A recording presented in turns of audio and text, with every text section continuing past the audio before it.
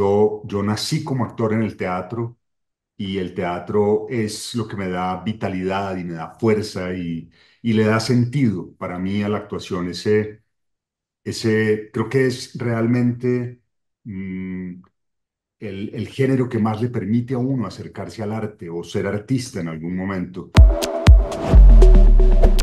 Un saludo muy especial para todos los seguidores de quienique.com. En el día de hoy estoy con un gran invitado, Diego Trujillo. Diego, ¿cómo estás? Muy bien, muchas gracias. Un gusto saludarlos y estar con ustedes. Diego, bueno, vamos a hablar de El crimen del siglo y para mí, a mí me parece muy chévere verte en este rol más bien como narrador. Cuéntanos para ti, siendo un actor, ¿cómo te preparas para asumir un rol de estos? Este es un personaje muy particular, que haya un narrador dentro de una obra de teatro.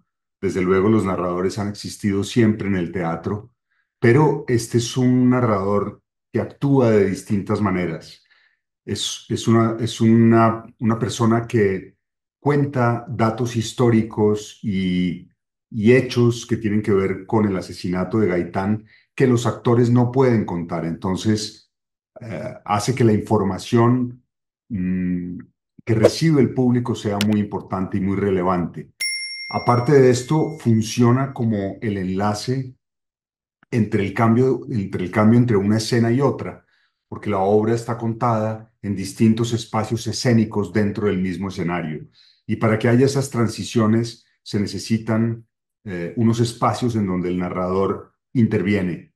Y además de eso, termina interactuando con uno de los personajes en la obra. Entonces, se rompe toda la convención y el narrador se convierte en actor y personaje en algunos momentos de la obra. Ha sido pues un reto muy interesante y sobre todo un gusto participar en una obra de tanta calidad. Qué chévere eso, Diego. Bueno, y precisamente teniendo en cuenta que estamos hablando del asesinato de Gaitán, para ti como actor, bueno, más como actor, como persona, ¿qué representa poder interpretar una pieza que toca temas sociales y políticos? Me parece importantísimo y me parece además de una relevancia absoluta que se hable de temas históricos tan trascendentales y tan importantes.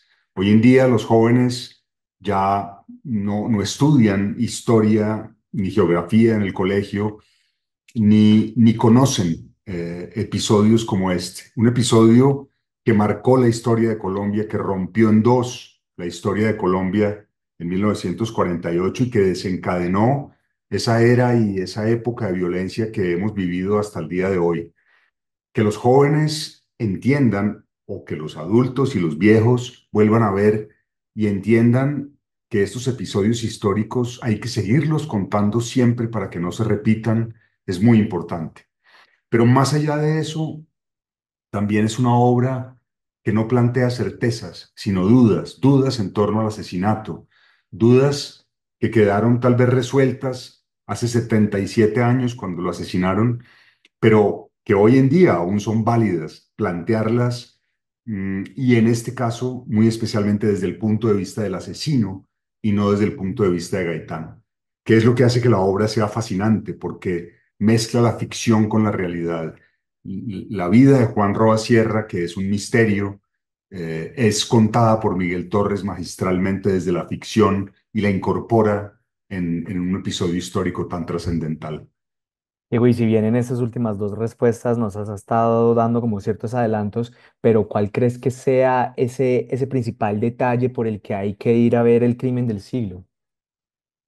Hay varias razones por las que no se pueden perder esta obra. Primero, el montaje es absolutamente espléndido. Es el montaje en el Teatro Colón, un teatro tan importante en Colombia. Además, con una puesta en escena absolutamente increíble, con mapping que nos permite interactuar con fotografías de la época de Bogotá de aquel entonces, que le dan una dimensión distinta, casi cinematográfica a la puesta en escena. Un elenco grande, además, con personajes figurantes que hacen que sea riquísima la puesta en escena. Hay por lo menos 20 personas en escena. La música, la iluminación es fabulosa. Entonces, como puesta en escena, ya vale la pena verla. Por otro lado, la conmemoración de este episodio histórico que definitivamente marcó la historia de Colombia hace tanto tiempo. Y por supuesto, repito, ver un montaje que va más allá del episodio histórico y que nos muestra un punto de vista del autor sobre esos sucesos, un punto de vista que plantea nuevamente la duda de quién mató a Gaitán, un asunto que nunca quedó resuelto. Se dijo que había sido Juan Roa Sierra y ahí quedó sepultada la historia, pero la verdad no es esa. La verdad es que detrás había una cantidad de intereses políticos, económicos y además políticos internacionales que intervinieron en ese asesinato. Entonces, es interesantísimo. Vale la pena 100 millones de veces verla. Qué chévere eso, Diego. Bueno, y también tenemos el gusto de volverte a ver en teatro. Para ti, ¿qué representa regresar a las tablas? Para mí el teatro es lo más vital de la actuación. Yo nací como actor en el teatro y el teatro es lo que me da vitalidad y me da fuerza y le da sentido para mí a la actuación. Creo que es realmente mm, el género que más le permite a uno acercarse al arte o ser artista en algún momento.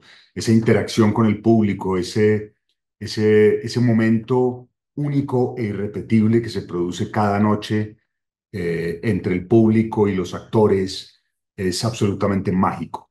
Es algo que no se va a poder reemplazar jamás con absolutamente ningún otro género.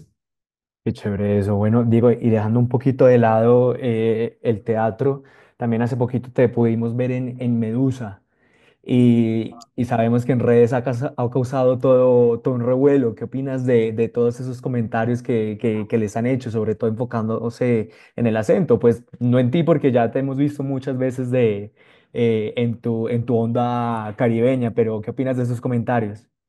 Me parece que es natural que se hagan los comentarios sobre el acento, sobre todo cuando son los costeños los que los hacen, porque se sienten de alguna manera afectados personalmente y además en su orgullo propio, cuando dicen que deberían haberlo hecho personajes costeños y actores costeños, y bueno, ahí digamos que hay una posición que me parece válida, pero que no termina por serlo del todo cuando se piensa que es una producción colombiana, pero internacional. Es una producción que se ha visto en el mundo entero, que ha estado en las posiciones más altas en el mundo entero a nivel global.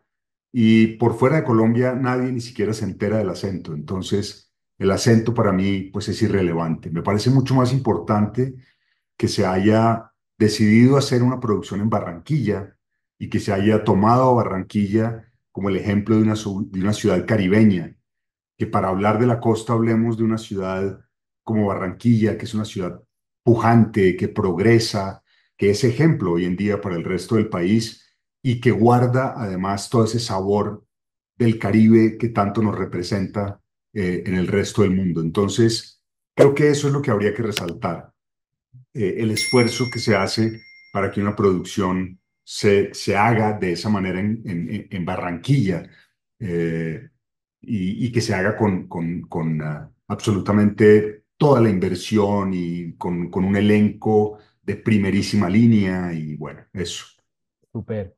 Diego, y también hablando de esas buenas cifras que desde varias semanas muestra Medusa, ¿para ti qué representa que ya hayan anunciado una segunda temporada? ¿Siempre estuvo pensada para una segunda parte o fue muy orgánica la cosa? Bueno, yo creo que estas series, cuando se escriben, siempre se escriben pensando en que podría haber una segunda o una tercera temporada. Sin embargo, esto no se puede saber hasta que no se vea cuál es el resultado de Mm. la producción. Los libretistas dejan el espacio abierto para que la historia pueda continuar o para que termine con la primera temporada. Y una vez finalizado, midiendo el éxito que ha tenido Medusa, se toma la decisión de hacer la segunda. Esto significa, pues, un orgullo para todos, un orgullo de, de la evidencia de que hemos hecho el trabajo bien y, por supuesto, la felicidad de seguir trabajando. Esto representa trabajo, visibilidad, todo lo que representa esto para uno como actor.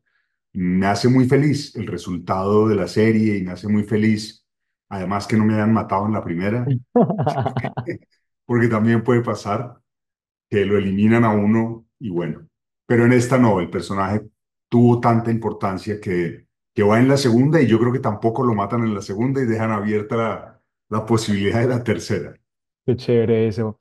Diego, y también en esta faceta que te hemos visto del mundo de las series, a principios del año pasado te pudimos ver en Griselda, que es otro monstruo de Netflix. ¿Qué recuerdos tienes de las grabaciones y de este proyecto tan chévere?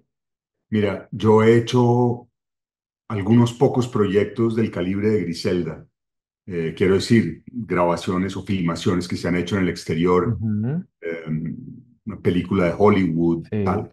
Pero Griselda, yo creo que representa tal vez el más alto nivel de las producciones en que yo he participado, porque es 100% Hollywood, es una producción con un presupuesto eh, casi que sin límite, diría yo, un presupuesto al servicio de contar Ujú. una historia de una manera impecable, eh, una realización absolutamente increíble, mm, trabajar en ese nivel en Los Ángeles, en Hollywood, es creo que la aspiración que tenemos todos los actores algún día. Y bueno, eso quedó resuelto ahí. Pero más allá de eso, fue el encuentro con Sofía Vergara, fue el encuentro con Alberto Guerra, Mm. volver a trabajar con Andy Weiss, a quien quiero inmensamente y con quien habíamos hecho Metástasis, la versión de Sí. Breaking Bad. En fin, significa todo lo positivo que le puede pasar a uno en su carrera profesional. Qué chévere eso, Diego, y bueno, felicitaciones sobre todo. Diego, y haciendo también ese recorrido por tu carrera, ¿hay algún personaje que definitivamente después de todos estos años sigas como guardando cercano a tu corazón? Sí, hay muchos personajes que han significado muchísimo para mí.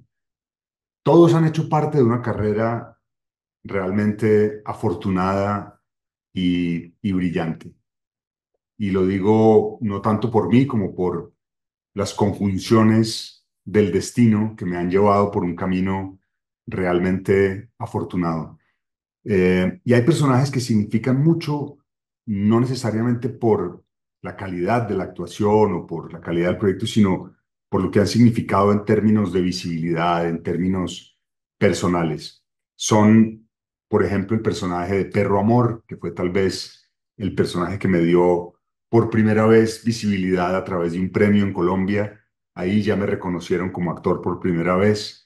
Luego estuvo Los Reyes, por supuesto, con Emilio Iriarte, que definitivamente me permitió que en Latinoamérica y en Colombia me reconocieran y que se hiciera nuevamente después durante, pues que la revolvieran a poner. Y Ujú. esto, pues significa que hay una segunda generación que me reconoce como actor.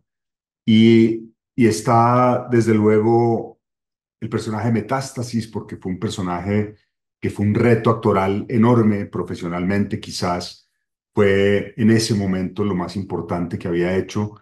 Y diría que Griselda, para cerrar, por el alcance que tuvo, por lo que significa profesionalmente en mi carrera. Claro que sí, qué chévere eso, Diego. Diego, y también acá en Quiniqué hace poquito tuvimos a Henry Cardeño y obviamente recordando tu papel de Iriarte en Los Reyes, y hace poquito hubo como cierta conversación que tú hiciste ciertos comentarios sobre esa icónica escena en la que ustedes pues se ven por primera vez, las piernas, Sí. el perro caliente. ¿Y qué opinas de todo este revuelo que causó? Sí, a mí me parece que no va más allá de una cosa anecdótica. Lo que sí quisiera decir en este momento es que no hay ninguna mala intención ni comentario que hice. Lo hice como el relato de una anécdota más de los Reyes y fue un comentario desafortunado. Jamás me imaginé que, pues, que fuera a afectar a Endry de esa manera. En su momento le ofrecí disculpas, le escribí, le dije, mira, ya mismo quito ese comentario, lo hice en YouTube hace mucho tiempo, Ujú. pero no sé por qué salió otra vez a colación ahorita. Pero fue un comentario desafortunado, yo no pretendía hablar mal de Endry ni de sus piernas, sino conté la anécdota. Dije, la televisión hace tantas cosas y es tan mágica que fíjense que en el cabezote logran poner las piernas de una modelo como si fueran las de la actriz, las de Endry Cardeño. Pero no quería ir más allá de eso y repito, no tuve ninguna intención de molestarla ni de ofenderla.